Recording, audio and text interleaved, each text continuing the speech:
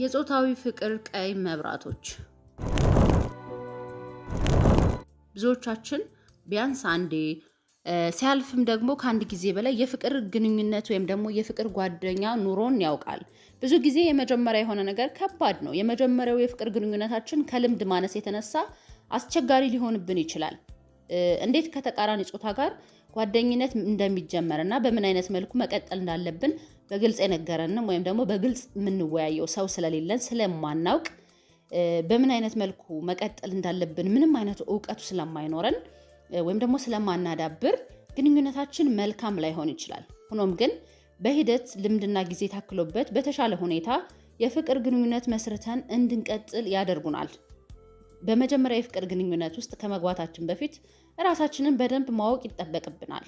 ብዙ ጊዜ ሰዎች ራሳቸውን በደንብ ሳያውቁ ወደ ፍቅር ግንኙነት ይሄዳሉ። ይህ ደግሞ በጣም ትልቅ አደጋ አለው። ምክንያቱም ራሱን የማያውቅ ሰው እንዴት ሰው ሊያውቅ ይችላል? ራሳችንን ማወቅ ካልቻል ሌሎች ሰዎችን እንዴት ብለን ልናውቃቸው እንችላለን? ይሄ እስኪ ጥያቄው ለእናንተ ነው፣ መልሱት። የሌላን ሰው ፍላጎት እንዴት ማሟላት እንችላለን? የራሳችንን በደንብ ካላወቅን በብዛት በዚህ አይነት ሁኔታ የተመሰረቱ ግንኙነቶች ቀጣይነት የሌላቸው ናቸው። ዛሬ ወንዶች የፍቅር ግንኙነታችን ቀይ መስመር ላይ መድረሱን ከሚያመላክቱ ነጥቦች መካከል ጥቂቱን እነግራችኋለሁ። ልብ ብላችሁ ተከተሉኝ። በኋላ ግን አላየሁም አልሰማሁም እንዳትሉ። ዕውቀት ከጉስቁልናና ከልብ ስብራት ያድናል። መስማቱን የመሰለ ማወቅን የመሰለ ነገር የለም።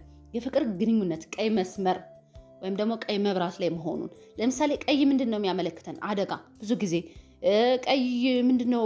የሆነ ሰው ሲደማ እኮ እንትን ነው አይደለ? ከባድ ነው። መድማት ያስደነግጣል።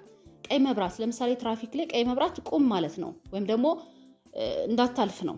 ስለዚህ የፍቅር ግንኙነትህ አደጋ ላይ መሆኑን የምታውቅበት ወይም ደግሞ የፍቅር እዚህ ቀይ መስመር ውስጥ የሚከቱ ምንድን ናቸው የሚለውን እኔ በሳቢሳ እነግራችኋለሁ። ለሳቢሳ ሚዲያ አዲስ የሆናችሁ ሰብስክራይብ አድርጉ። ሀሳብ አስተያየታችሁንም ኮሜንት ላይ ጻፉልኝ። መልካም ቆይታ። አንደኛውና የመጀመሪያው የግንኙነት መቀነስ ነው። በግንኙነት ውስጥ አንዱ ተጓዳኝ ስሜቱን መናገር ሲያቆም በስልክና በተለያዩ ማህበራዊ ድረገጾች የሚደረጉ ግንኙነቶች በሂደት እየቀነሱ ሲመጡና ለነገሮች የሚሰጡ ግዴለሽ መልሶች ሲበዙ እንዲሁም ሁኔታዎች በዝምታ ሲታለፉ ግንኙነቱ በጣም አደጋ ውስጥ ነው። ብትጀምረውም የኋላ መፍረሱ አይቀርም። ድሮ ከነበራችሁ ላይ ወይም ደግሞ ድሮ ከምታወሩት ላይ እየቀነሳችሁ ወይ ደግሞ አንደኛው ሳይድ ማውራት እየፈለገ አንደኛው ሳይድ አንደኛው የሆነ ያኛው ሰውዬ እየፈለገ አንዱ የማይፈልግ ከሆነ ይሄ ትልቁ አደጋ ውስጥ መሆኑ ነው። ይሄ የመጀመሪያው ነው፣ ግንኙነት መቀነስ። ድሮ ከምታወሩት ላይ ማቆም ወይም ደግሞ አንዳንዴ እንዳለ ሊቆም ይችላል በሁለቱም ሳይድ። አንዳንዴ ደግሞ አንደኛው ሰው ያወራ አንደኛው የማውራት ፍላጎት ማጣት። ይሄ የፍቅር ግንኙነትህ ቀይ መስመር ላይ መሆኑን የሚያመላክት አንዱ ምክንያት ነው። ሁለተኛው ምክንያት ደግሞ ግዴለሽና አለመብሰል ነው። አንዳንድ ሰዎች መሰረታዊ የሆኑ የህይወት ክህሎቶች አይኖራቸውም። ለምሳሌ ያህልም ገንዘባቸውን በትክክል ማስተዳደር፣ ስራቸውንም ያለምንም ችግር የመስራት፣ የወደፊት ህይወታቸውንም በእቅድ አለመምራትና እነዚህን የመሳሰሉ ችግሮች በፍቅር ግንኙነት መካከል ካለ ግንኙነቱ አደጋ ውስጥ ነው። አንዱ ብስል ነው እንበል። መብሰል ስላችሁ ይሄ ውስጣዊ ጥንካሬ፣ ምንም ነገር ቢመጣ የሚጋፈጥ፣ ምንም ነገር ቢሆን በኩራት የሚያልፍ፣ ምንም ነገር አደጋ ቢጋፈጥ ማጣትንም ችግርንም ማግኘትንም የሚያውቅ፣ አንዳንድ ደግሞ ሲያገኝ የማያውቅበት ብትን የሚያደርግ ፏ የሚል፣ ሲያጣ ደግሞ ኩምሽሽ ብሎ የሚቀመጥ፣ ማጣትን የማይወድ፣ ይሄ ለግንኙነታችሁ ትልቁ አደገኛው የቀይ መብራት ምልክት ነው። ግዴለሽ መሆን እና አለመብሰል፣ አለማወቅ፣ እንደ ህፃን ሁልጊዜ እንደ ህፃን ማሰብ፣ ስለ ወደፊት ህይወት አለመጨነቅ፣ ይሄ ስለ ገንዘብ ምናምን ህይወታቸውን በቅድ የማይመራ አይነት ሴት ጋር ካለ ይሄ የፍቅር ግንኙነት ቀይ መስመር ላይ ነው ወይም ደግሞ ቀይ መብራት ላይ ነው። አደገኛው የፍቅር ግንኙነት ውስጥ እንደሆን ራስህ ማሰብ አለብህ። ሶስተኛው በቂ እምነት አለመኖር ነው። የፍቅር ጓደኛህ ወይም ደግሞ የፍቅር አጋርህ፣ የትዳር አጋርህ ልትሆን ትችላለች። ተንቀሳቃሽ ስልኳን በይለፍ ቃል የምትዘጋ ወይም ደግሞ ፓስዋርድ እንደምንለው እንዳይታይባት የተለያዩ መንገዶችን የምትጠቀም ከሆነ እንዲሁም ስልኩን የትም ቦታ ስትሄድ ይዘው የምትሄድ ከሆነ መጸዳጃ ቤትም ጨምሮ የተለያዩ እንቅስቃሴ በምታደርግበት ቦታ ሁሉ ስልኳን ይዛ የምትሄድ ከሆነ በዚህ ጊዜ እምነትህ ይሸረሸራል። በቃ ግራ ትጋባለህ። ለምንድነው ስልኳን አስቀምጣ ማትወጣ? ለምንድነው ፓስዋርዱን ማላቀው ልትል ትችላለህ። የሆነ ነገር እንደደበቀች ይገባሃል። ስለዚህ አንተ ዝም ብለህ እንደው እስኪ ልየው ነው እንጂ ፍቅር ግንኙነትህ አደገኛው መስመር ውስጥ ገብቷል። ቀይ መብራት በርቶበታል። ነገ ከነገ ወዲያ ልትለያዩ ትችላላችሁ። በቂ እምነት ከሌለ ወይም ደግሞ የማታምነው ሰው ጋር መኖር በቃ የፍቅር ግንኙነት አደጋ ላይ እንደሆነ ነገ ልትለያይ እንደምትችል ማመን አለብህ እንጂ ይስተካከላል ወይ ደግሞ ይሆናል እያልክ አንተ ውስጥ ትንሽ ይሄ አይደል እምነት የማጣት ነገር መቼም ጎርብጧል። የእምነት ማጣት በጊዜ ሂደት ያድግ ይሰፋና ጸብ ይመጣል።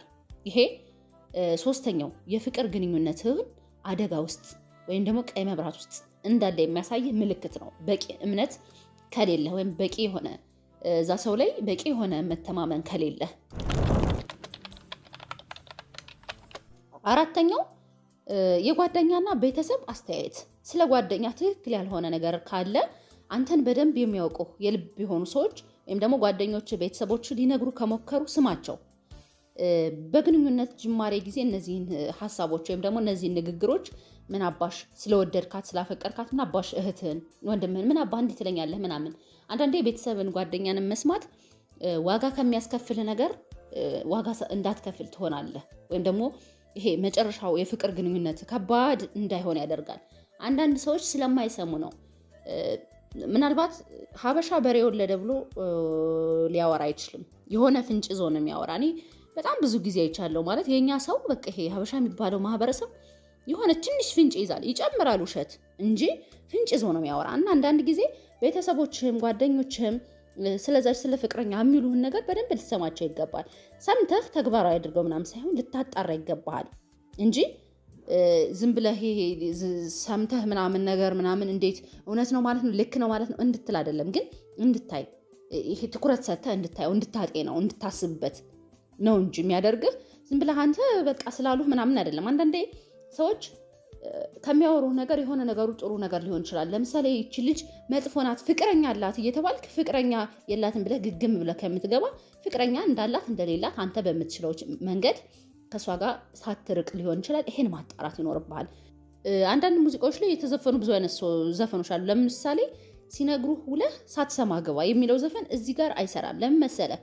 ሲነግሩህ ውለሃል ሳትሰማ ግባ ማለት በቃ አፍሰው እዛው እነሱ ያወሩት ቦታ ላይ ጣለው ማለት ነው። ግን በፍጹም እንደዛ ማድረግ የለብህም። ለምን? ትክክል ሊሆን ስለሚችል የሆነ ሰው ቤተሰቦች ኦር የሆነ ጓደኛ ስላንተ የፍቅር ጓደኛ የሆነ መጥፎ ነገር እያወሩ ከሆነ ያንተ የፍቅር ግንኙነት ቀይ መስመር ላይ ነው፣ አደገኛው መስመር ላይ ነው። ስለዚህ ወይ መውጣት ወይ ወደዛ በደንብ መግባት ይኖርብሃል። ያ የሚሆነው ደግሞ ትክክለኛውን መንገድ ማጣራት ስትችልና ማወቅ ስትችል ነው። ለምሳሌ አንድ ምሳሌ ውስጥ በቅርቡ የተፋቱ አርቲስቶች አሉና አሁን እነሱ የፍቅር ግንኙነታቸውን ሲያወሩ የሱ ተጽዕኖ እንዳደረገች እንዳያገባት እንደገፋፋችው ምናምን አይነት ነገር አውርተዋል። ግን ምን ሆነ ከ10 ዓመት በኋላ ተፋቱ። ስለዚህ የእነሱ የፍቅር ህይወት ወይም የትዳር ህይወት የልጆቻቸው ህይወት አደጋ ላይ ቀይ መስመር ላይ ስለነበረ ነው መሆን ስላለበት ነው የሆነ። ያኔ ምናልባት እሱ ሰምቶ ቢሆን እሷም ሌላ ባል አግብታ እሱም ሌላ ሚስት አግብቶ ይኖሩ ነበር የራሳቸውን የሆነ ደስተኛ ህይወት። ግን በዚህ 10 ዓመታቶች ውስጥ ደስተኛ ሳይሆኑ የሆነ ነገር ሲጫር በየጊዜው በነገር ነው የኖሩ። አምስተኛው የተቆጣጣሪነት ባህሪ ነው። ጓደኛ ወይም ደግሞ ፍቅረኛ ከሌሎች ሰዎች የስራ ባልደረባ፣ ቤተሰብ፣ አብሮ አደግ ጋር የምትኖር ወይም ደግሞ ግንኙነት የምታበዛ ልትሆን ትችላለች። አንተ ይሄን በጣም እንትን የምትቆጣጠርህ ምናምን ከሆነ በጣም ከባድ ነው። ምክንያቱም ይችን ሴት ስታገባት ምንድን ነው የምታደርግህ? እስረኛ ነው የምታደርግህ፣ አስራ ነው የምትይዝህ። ጓደኞቹ ጋር፣ ባልደረቦቹ ጋር፣ አብሮ አደጎቹ ጋር ምናምን የሆነ ጊዜ ማሳለፍ ስትፈልግ የት ነህ፣ እንዴት፣ ለምን፣ እንዲህ ምናምን እያለች ገና በፍቅር ግንኙነታችሁ የምትቆጣጠር ከሆነ ስታገባት ምን እንደምታደርግህ አስበው። ሳለው ባይምሮ ገና ሳታገባት እንደዚህ ያደረገች። ይሄም ለፍቅር ግንኙነትህ ቀይ መስመር መሆኑን እያሳየና እየጠቆመህ ነው። ስድስተኛው በግንኙነቱ እርግጠኛ አለመሆን ነው። አንዳንድ ጊዜ ግንኙነቱ ወደ የት እየሄደ እንደሆነ ወይም ደግሞ ወደ ምን እያመራ እንደሆነ ማወቅ ይኖርብሃል። በእርግጠኝነት መናገር ሊያቅትህ ይችላል። አንተ ምኑን መሰለ? ወዴት እየሄድኩ ነው? ይሄ የፍቅር ግንኙነት ግን ወዴት እያመራ ነው ብለህ ራስህን ስቀህም ልትጠይቀው ትችላለህ። አብሬያት የት ድረስ ነው የምዘልቀው የሚለው ጥያቄ ወይም ደግሞ ለሚለው መልስ ማታቅ ከሆነ ግንኙነቱ አደጋ ላይ ነው። ቀይ መስመር ስል በቃ ምክንያቱም አላወቀውም። ከዚህ ሴት ጋር እስከ መቼ ነው የምቀጥለው?